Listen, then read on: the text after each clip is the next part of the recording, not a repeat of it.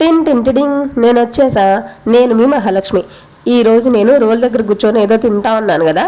ఏంటంటే అమ్మతో కట్టెల పొయ్యి మీద రోటి పచ్చడి చేయించుకొని తింటున్నా. అది కూడా పచ్చిమిరపకాయలు టమాటా పచ్చడి. జలుబు చేసి నోరు రుచి తెలియట్లేదబ్బా, అందుకని కొంచెం కారం కారంగా ఏమైనా తింటే బాగుంటుంది అని చెప్పి అనిపించింది నాకు. అందుకనే నాన్న అప్పుడే పొలం వెళ్ళి టమాటాలు పచ్చిమిరపకాయలు కోసుకొని వచ్చాడు, ఫ్రెష్గా ఉన్నాయి అనమాట. వాటితో అమ్మ చేత చట్నీ చేయించుకుంటున్నాను. ప్రాసెస్ చెప్తాను చూడండి. ఫస్ట్ అయితే పొయ్యి మీద బాండీ పెట్టేసుకొని ఆయిల్ వేసుకోవాలి. ఆయిల్ హీట్ ఎక్కిన తర్వాత పచ్చిమిరపకాయలు వేయించుకోవాలన్నమాట. కారం ఎక్కువ తింటాము అనుకునే వాళ్ళు కొన్ని ఎక్కువ వేసుకోండి, లేదు తక్కువ తింటాము అనుకునే వాళ్ళు కొంచెం తగ్గించి వేసుకోండి. ఎన్ని పచ్చిమిరపకాయలు వేయాలి అనేది పూర్తిగా మీ చాయిస్ అండి.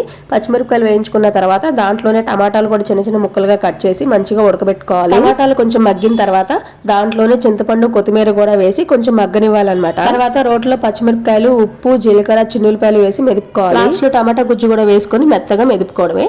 రోటి పచ్చడి అంటే మీలో ఎంతమందికి ఇష్టం?